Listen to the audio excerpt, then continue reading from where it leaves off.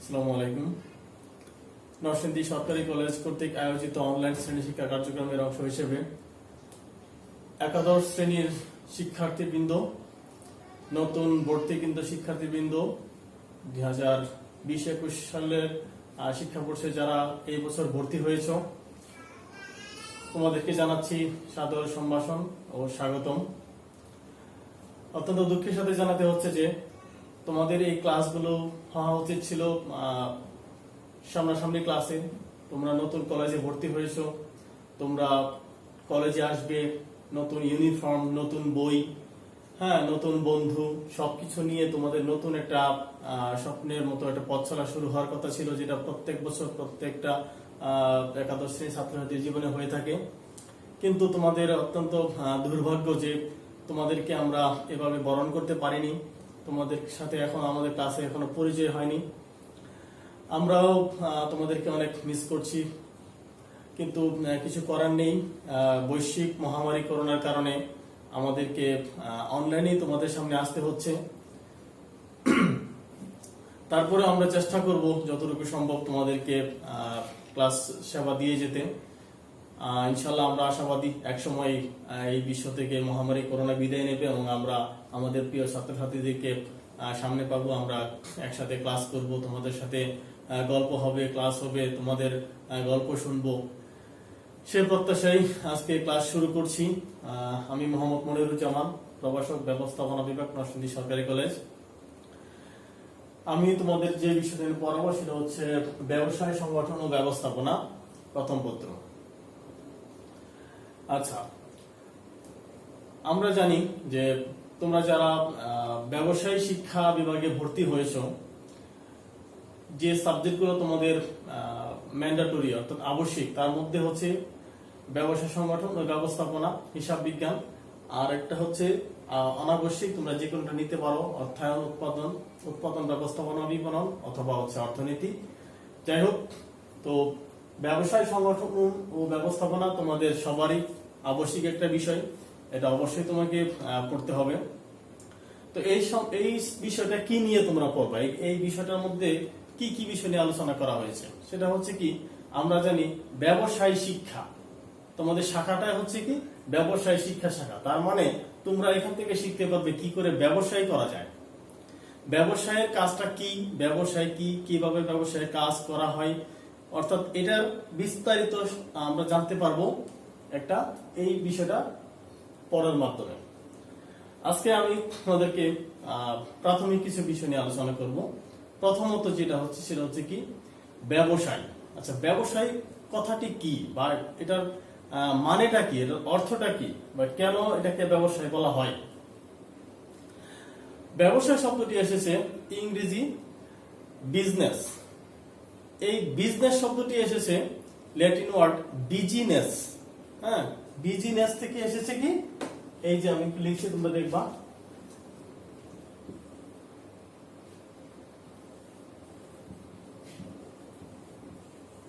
Business থেকে আসছে হচ্ছে কি এই বিজনেস শব্দটি,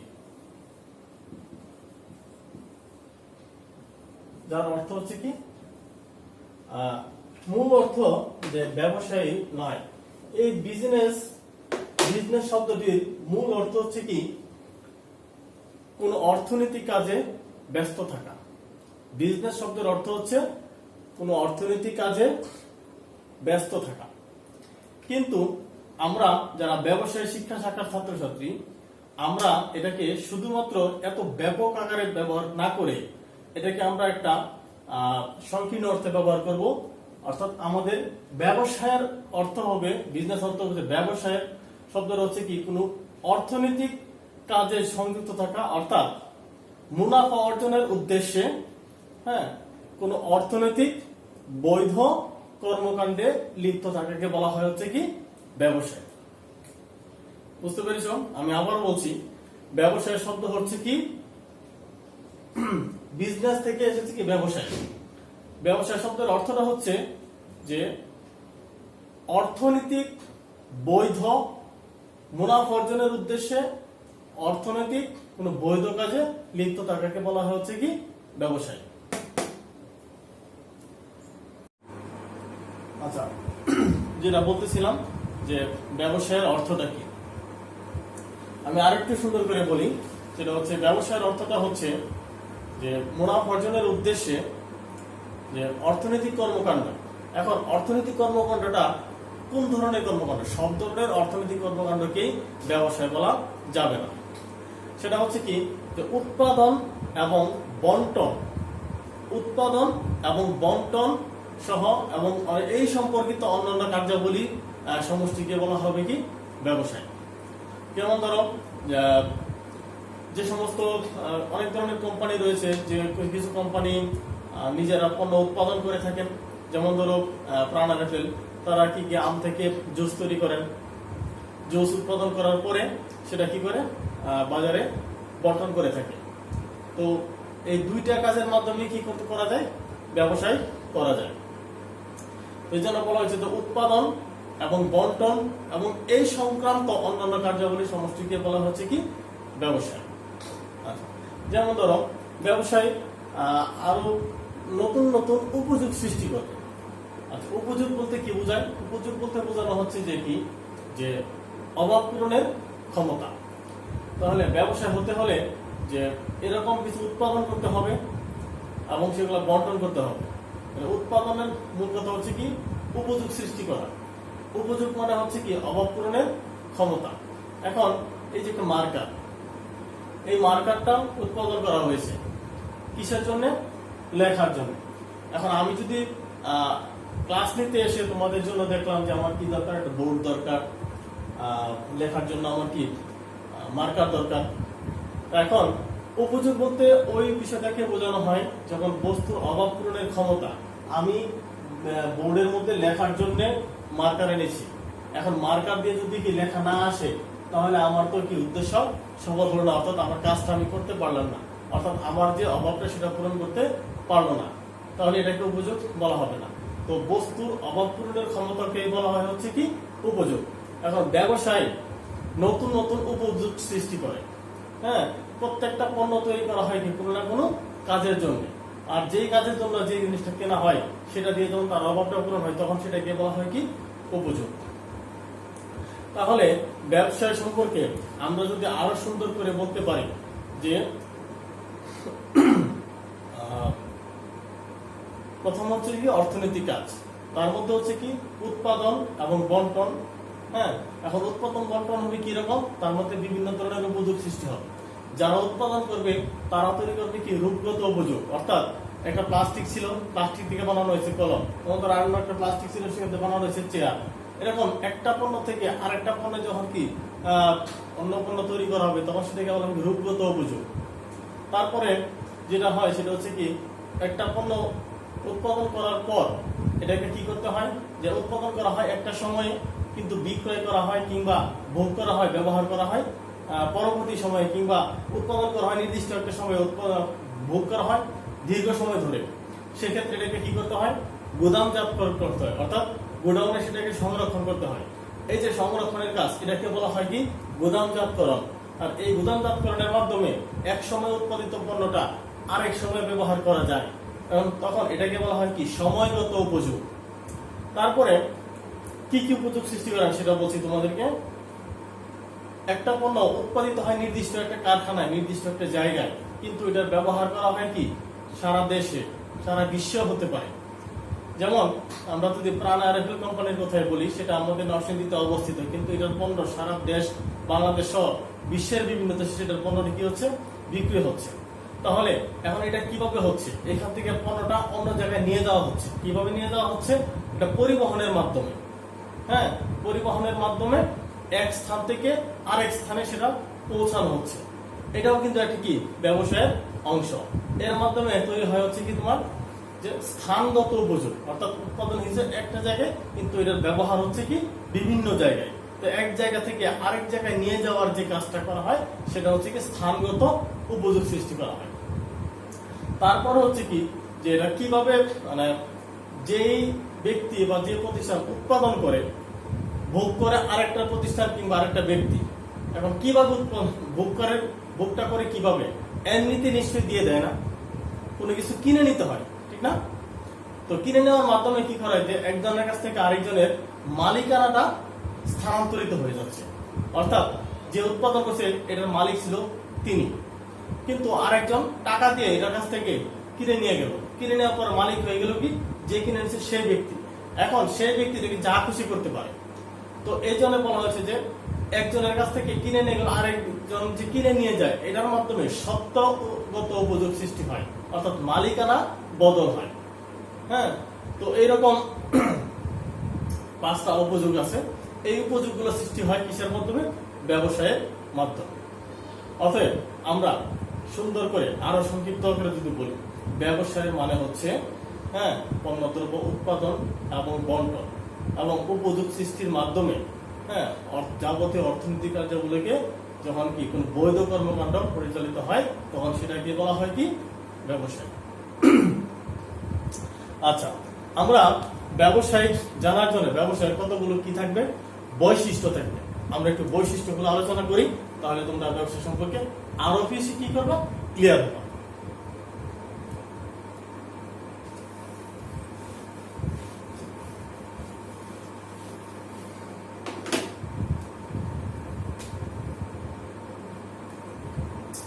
ব্যবসায়ের বৈশিষ্ট্য।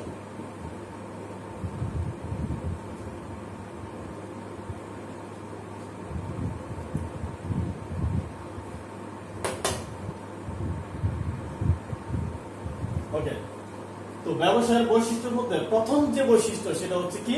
মুনাফা অর্জনের উদ্দেশ্য।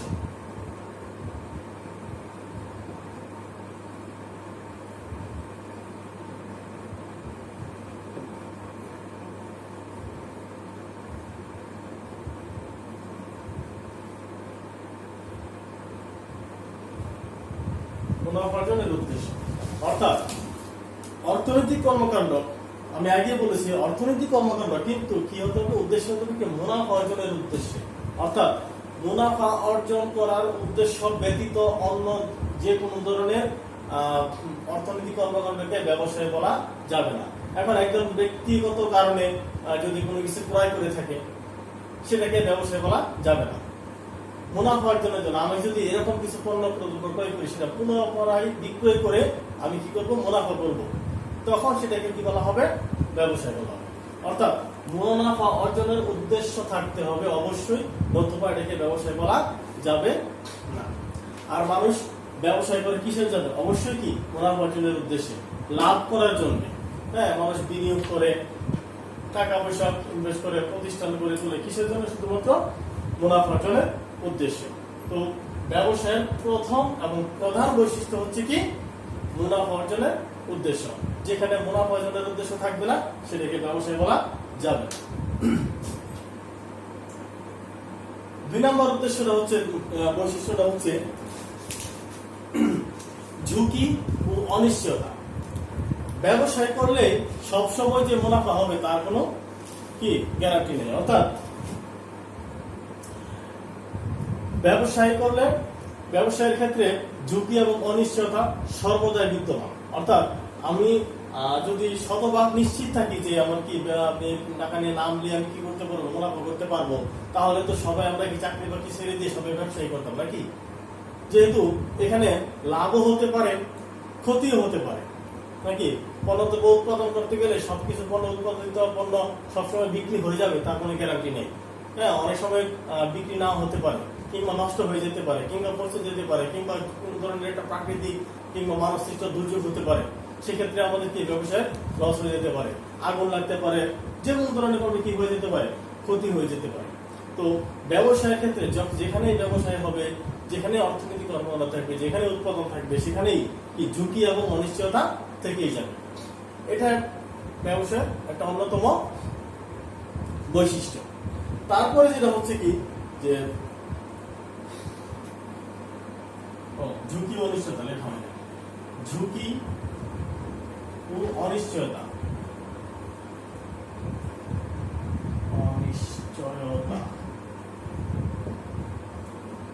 3 নম্বর যেটা, সেটা হচ্ছে লেনদেনের পৌনঃপুনিকতা।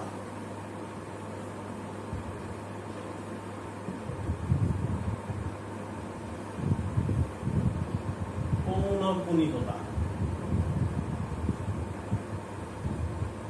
আচ্ছা, পৌনঃপুনিকতার মানে হচ্ছে বারবার সংঘটিত হওয়া, অর্থাৎ একটা কাজ একবার শেষ হবে আবার শুরু হবে, একবার শেষ হবে আর একবার শুরু হবে, এটাকে বলা হচ্ছে কি পৌনঃপুনিকতা।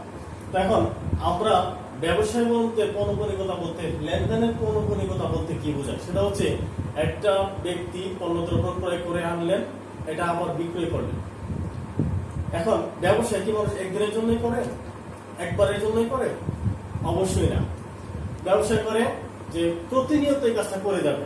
ধরো যে ব্যক্তি কাঁচামালের ব্যবসা করে, সে প্রতিদিন সকালবেলা কাঁচামাল কিনে নিয়ে আসেন, আবার কি সারাদিন বিক্রি করেন, পরের দিন আবার নিয়ে আসেন, আবার বিক্রি করেন, এভাবে সে যতদিন ব্যবসায় পরিশ্রম প্রতিদিন এই কাজটা করে থাকে, ঠিক না?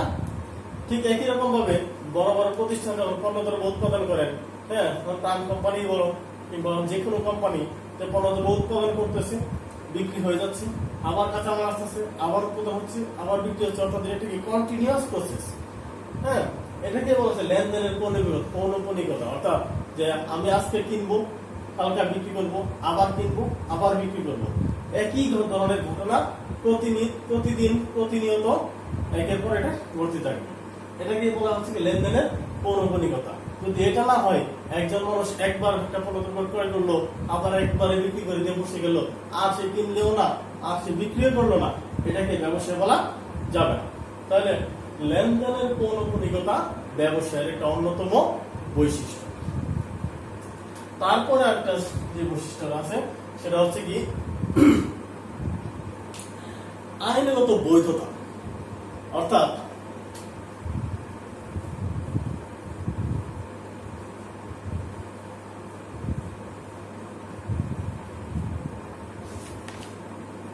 আইনগত বৈধতা, অর্থাৎ এমন কোন কাজ করা যাবে না যেটা আইনের চোখে অপরাধ, অর্থাৎ সমাজের জন্য, রাষ্ট্রের জন্য, ব্যক্তির জন্য ক্ষতিকর। এরকম কোন কাজ, এটার সাথে অর্থনীতি জড়িত থাকলেও সেটাকে ব্যবসায় বলা যাবে না। যেমন যে সরকার ঘোষিত নিষিদ্ধ পণ্য যারা ক্রয় বিক্রি করে থাকেন, যেমন মাদক দ্রব্য, হ্যাঁ, আর তারপরে চোরা কারবারি, তারপরে অবৈধ লেনদেন, যেগুলা সরকার অর্থাৎ নিষিদ্ধ করে রেখেছে, আইনগত আইনের চোখে সেগুলো কি অবৈধ, এই ধরনের কর্মকাণ্ড পরিচালনা করা হলে এখানে যতই টাকার জড়িত থাকুক না কেন, এগুলোকে ব্যবসা হিসেবে কি গণ্য করা হবে না।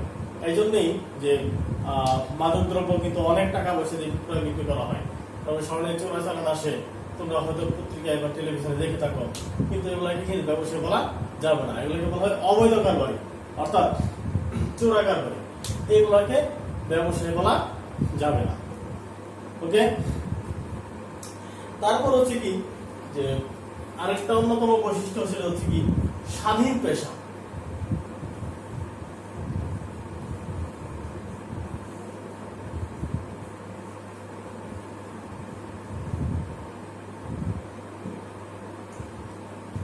স্বাধীন পেশা, অর্থাৎ যারা ব্যবসা বাণিজ্য পরিচালনা করেন তারা থাকেন স্বাধীন, আর যারা চাকুরি করেন, হ্যাঁ, তারা কিন্তু কি এতটা স্বাধীন নয়।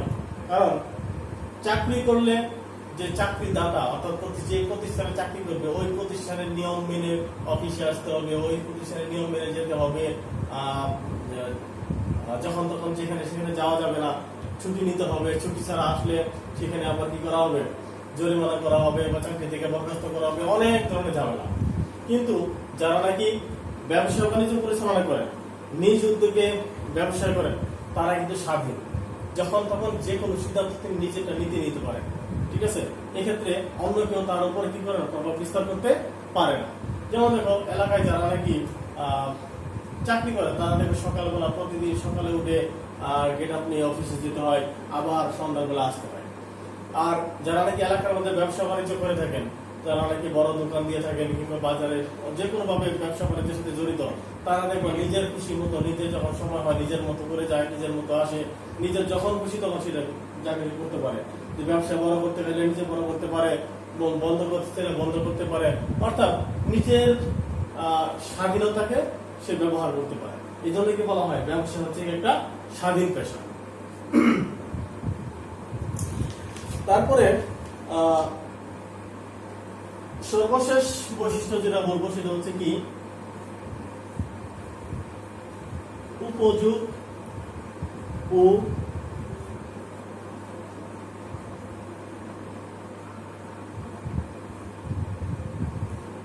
সম্পদ সৃষ্টি। অর্থাৎ এর আগে আমি আপনাকে বলেছি যে ব্যবসায়ের মধ্যে কিছু তৈরি হবে, উপযোগ তৈরি হবে, উপযোগ সৃষ্টি হবে। অর্থাৎ যে একটা পণ্য থেকে আরেকটা পণ্য, একটা রূপ থেকে আরেকটা রূপ দান করবে। ধরো প্লাস্টিক থেকে বিভিন্ন ধরনের প্রোডাক্ট তৈরি হবে।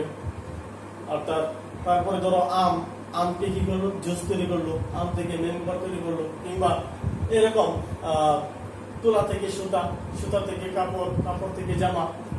ঠিক আছে? তো এই যে একটা রূপ থেকে আরেকটা রূপে নিয়ে যাওয়া, এদের মধ্যে কি সৃষ্টি হয়, রূপগত উপযোগ সৃষ্টি হয়। এক স্থান থেকে আরেক স্থানে নিয়ে যাবে, হ্যাঁ, একজনের কাছ থেকে আরেকজনের কাছে নিয়ে যাবে। এই যে নতুন নতুন কি হবে, উপযোগ সৃষ্টি হবে। তারপরে সম্পদ সৃষ্টি। ব্যবসায়ের অন্যতম আরেকটা কাজ হচ্ছে কি সম্পদ সৃষ্টি করা। অর্থাৎ ব্যবসায়ের মাধ্যমে কি করা হয়, যে মুনাফা হয়, এই মুনাফা পুরো অংশটুকু কিন্তু কি মালিক পক্ষ নিয়ে ব্যবহার করে ফেলে না, খরচ করে না। সেটা কি করা হয়, সম্পদ সৃষ্টি হিসেবে মূলধনের সাথে মুনাফাটাকে কি করে পরবর্তীতে সংযুক্ত করা হয়। সংযুক্ত করে দেখা যায় যে একটা প্রতিষ্ঠান বিজনেস শুরু করে থাকে ধরো 1 লক্ষ টাকা নিয়ে, 5 বছর পরে দেখা যায় তাদের মুনাফার মূলধনের পরিমাণ হয়ে যায় 5 লক্ষ টাকা। তাহলে কিভাবে হলো সেটা? এই যে প্রতি বছর যে মুনাফাটা হচ্ছে তার পুরো অংশটাই খরচ না করে মূলধনের সাথে যুক্ত করার, প্রতি বছর এটি কি মূলধনটাকে আস্তে আস্তে বাড়িয়ে নেওয়া হচ্ছে। এতে দেখা যায় প্রতিষ্ঠান তার বিভিন্ন ধরনের সম্পত্তি প্রয়োগ করে থাকে, জমি প্রয়োগ করে থাকে, বিভিন্ন কারখানা প্রয়োগ করে থাকে, গাড়ি প্রয়োগ করে থাকে, বিভিন্ন ভাবে ওই প্রতিষ্ঠানের সম্পদ বৃদ্ধি পেয়ে থাকে। এই জন্য বলা হয় ব্যবসায়ের আরেকটা অন্যতম বৈশিষ্ট্য হচ্ছে কি উপযোগ ও সম্পদ সৃষ্টি। ওকে, আচ্ছা, এখন আমরা যে জিনিসটা দেখবো সেটা হচ্ছে ব্যবসায়ের আওতা বা পরিধি।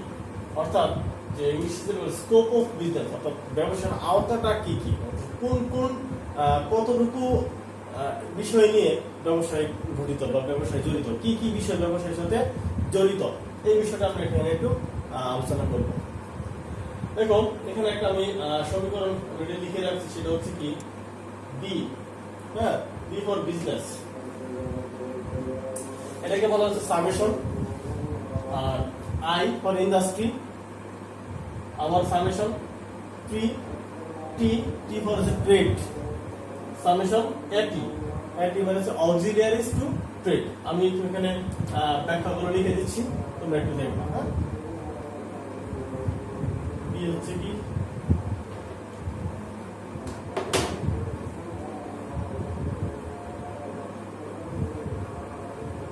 বিজনেস মানে ব্যবসায়,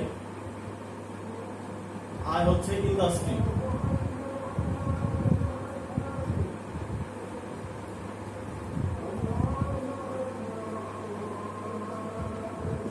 ব্যবসায় হচ্ছে কি শিল্প, শিল্প। আর এটি মানে হচ্ছে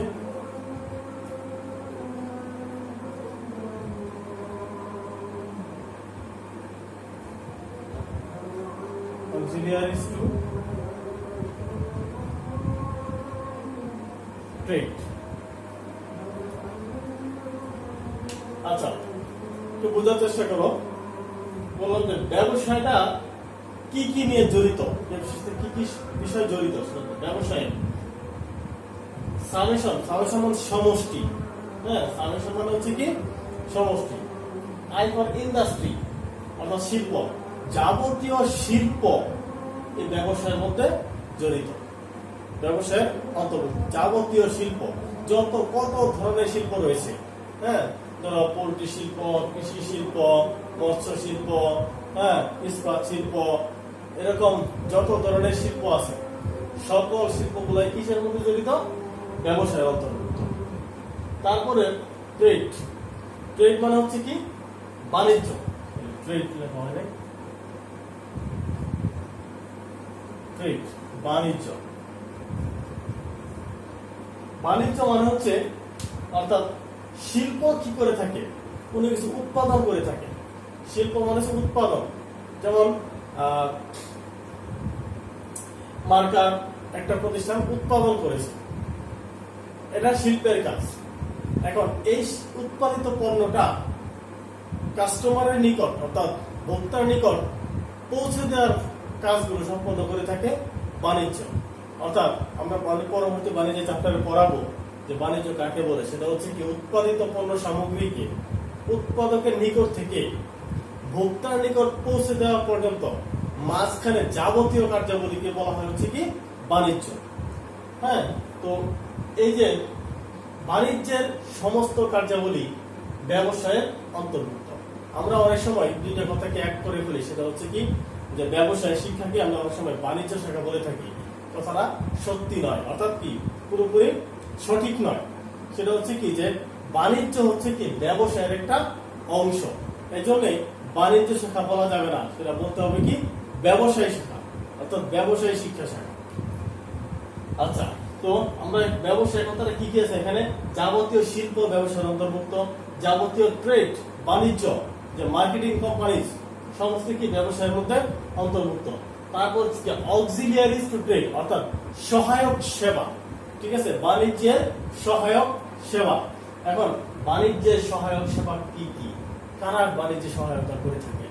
সেটা হচ্ছে কি ব্যাংক, বীমা প্রতিষ্ঠান, হ্যাঁ, তারপর হচ্ছে কি পরিবহন, এই সমস্ত প্রতিষ্ঠান কি ব্যবসায়ের সাহায্য করে থাকে। অর্থাৎ কি এগুলো ছাড়া ব্যবসা প্রতিষ্ঠান পরিচালনা করা সম্ভব নয়। আমরা জানি যে ব্যাংক ছাড়া আমরা বিজনেস করা কোনোভাবেই কি সম্ভব নয়, কারণ আমরা হচ্ছে কি ব্যাংক থেকে লোন নিতে হয়, ব্যাংকে টাকা জমা রাখতে হয়, ব্যাংক থেকে টাকা আনতে হয়। অর্থাৎ আমাদের নিরাপত্তার জন্য ব্যাংকের কাছে টাকা রাখতে হয়, আবার ব্যাংক থেকে টাকা আনতে হয়, আবার কি করতে হয় অর্থের প্রয়োজন হলে ব্যাংকের কাছে যেতে হয়। তারপর হচ্ছে বীমা, বীমা আমাদের কি করে থাকে ব্যবসায়ের নিশ্চয়তা দিয়ে থাকে, ঝুঁকির কি করে থাকে স্থানান্তর করে থাকে, নিজেরা ঝুঁকি নিয়ে থাকে, নিয়ে আমাদেরকে কি করে থাকে যে নিশ্চয়তা দিয়ে থাকে কাজ করার। তো এরকম আরো যত প্রতিষ্ঠান আছে, আরো বিভিন্ন জিনিস আছে যেগুলো কি ব্যবসার সাথে ওতপ্রোতভাবে জড়িত। তো এই সমস্ত কিছু একসাথে করলে সেটা হয়, যেটা হয় সেটা হচ্ছে কি ব্যবসায়। তাহলে আমরা বলতে পারি যে ব্যবসাটা অনেক বড় একটা বিষয়। হ্যাঁ, তার মধ্যে ইন্ডাস্ট্রি শিল্প জড়িত, তার মধ্যে ট্রেড বাণিজ্য, তার মধ্যে ট্রেড, অর্থাৎ এই বিষয়গুলো সমষ্টিকে একসাথে বলা হবে কি বাণিজ্য। ওকে, আমরা এখন বাণিজ্যের আরেকটি কিছু বিষয় দেখব। আমরা দেখি একটু চিত্রের সাহায্যে একটু বিষয় বোঝার চেষ্টা করি। ব্যবসায়, এই ব্যবসায়টাকে কয়টা ভাগে প্রথমত কতগুলো ভাগে ভাগ করা হয়েছে দেখো। শিল্প, বাণিজ্য, প্রত্যক্ষ সেবা। ওকে, শিল্প কি ইতিমধ্যে আমি বলে দিয়েছি যে ইন্ডাস্ট্রি যতগুলো শিল্প আছে যেখানে পণ্য দ্রব্য উৎপাদন করা হয় সেটা হচ্ছে কি শিল্প। হ্যাঁ, মূলত শিল্পকে বলা হয় উৎপাদনের বাহন। আচ্ছা, তারপর হচ্ছে কি বাণিজ্য। তো বাণিজ্য তো বলেছিলাম যে উৎপাদনের পর থেকে ভোক্তার নিকট পণ্যটা আসার আগ পর্যন্ত যাবতীয় কাজগুলো হচ্ছে কি বাণিজ্যের। আর এটা হচ্ছে কি প্রত্যক্ষ সেবা। প্রত্যক্ষ সেবা যেটা হচ্ছে কি যে ব্যক্তি এবং ভোক্তা সরাসরি উপস্থিত থেকে যে সেবাটা গ্রহণ করতে হয় সেটাকে হচ্ছে কি প্রত্যক্ষ সেবা। যেমন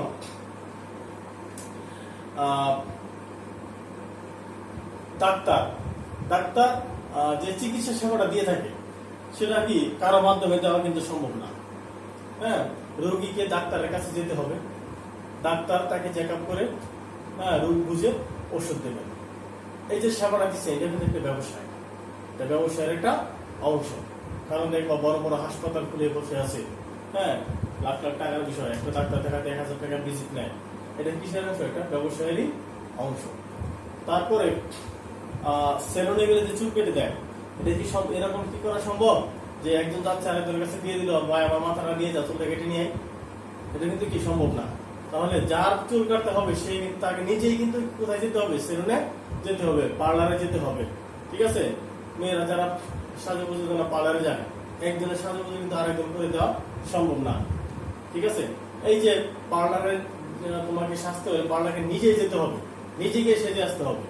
এই যে সরাসরি যে সেবা দেবে তাকে উপস্থিত থাকতে হবে, যে সেবা নেবে তাকেও সশরীরে একই সময় উপস্থিত থাকতে হবে। এটা বলা হয় কি প্রত্যক্ষ সেবা। এইগুলো কি ব্যবসায়ের অন্তর্ভুক্ত। আচ্ছা, আমি এগুলো নিয়ে পরবর্তীতে বিস্তারিত আলোচনা করবো। আমরা একটু দেখি শিল্পের ভিতরে কি কি আছে। শিল্পের মধ্যে দেখো প্রথমত কি প্রজনন শিল্প। হ্যাঁ, প্রজনন শিল্প হচ্ছে কি ওই শিল্প যেখানে তোমাকে কি করা হয়, আরেকটা বাকি আছে, কি কৃষি শিল্প, দেখতে ভুলে গেছি।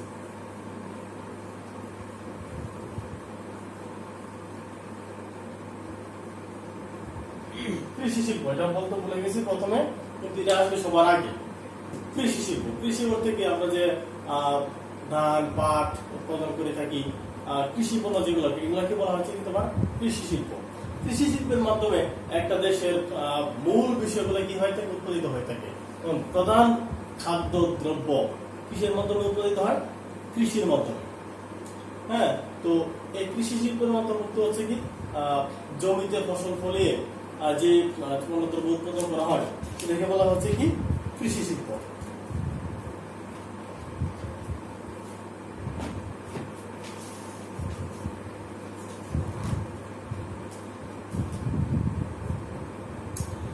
আচ্ছা, তারপরে আসি সেটা হচ্ছে কি প্রজনন শিল্প।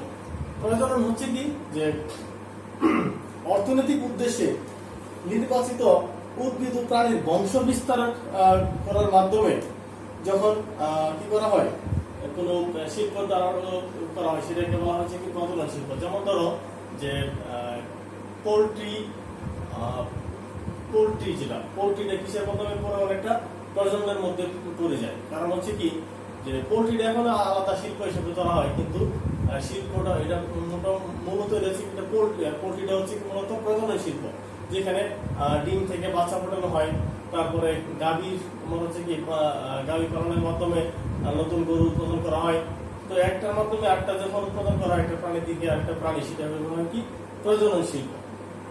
হ্যাঁ, তারপর হচ্ছে কি নিষ্কাশন শিল্প। নিষ্কাশন শিল্প হচ্ছে যে আমরা দেখি যে কিছু আমরা বলা হয় যে মাটির নিচে কি পাওয়া গেছে, খনি পাওয়া গেছে, কিসের খনি পাওয়া গেছে, যে তেলের খনি পাওয়া গেছে, তারপরে স্বর্ণের খনি, তারপর হচ্ছে কি গ্যাস, প্রাকৃতিক গ্যাসের খনি, বাংলাদেশে অনেকগুলো প্রাকৃতিক গ্যাসের খনি পাওয়া গেছে।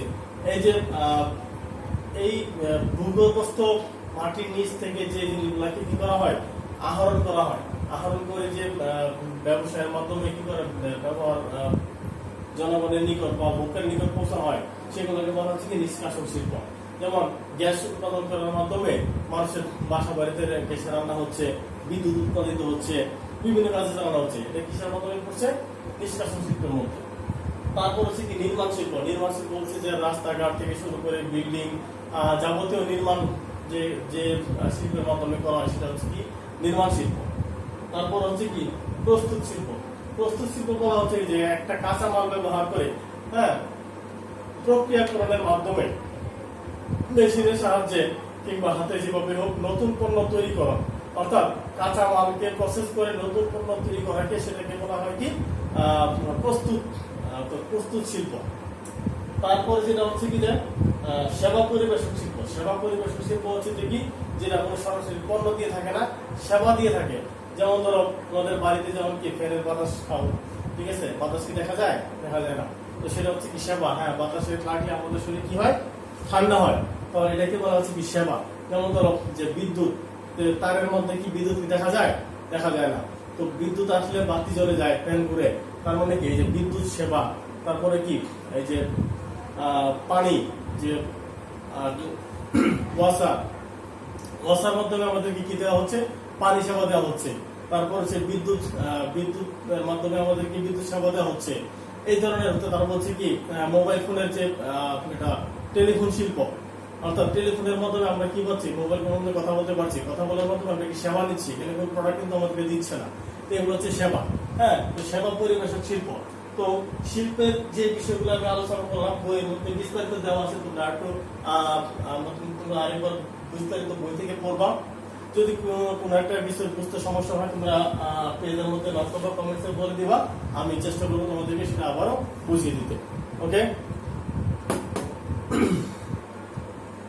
ওকে, তো আরো বাকি যে অংশগুলো অবশিষ্ট রয়ে গেল সেটা হচ্ছে বাণিজ্য এবং প্রত্যক্ষ সেবা। প্রত্যক্ষ সেবা সম্পর্কে অলরেডি তোমাদেরকে বলে দিয়েছি, সেটা তোমরা বই থেকে আর একটু ভালো করে পড়ে নিবা।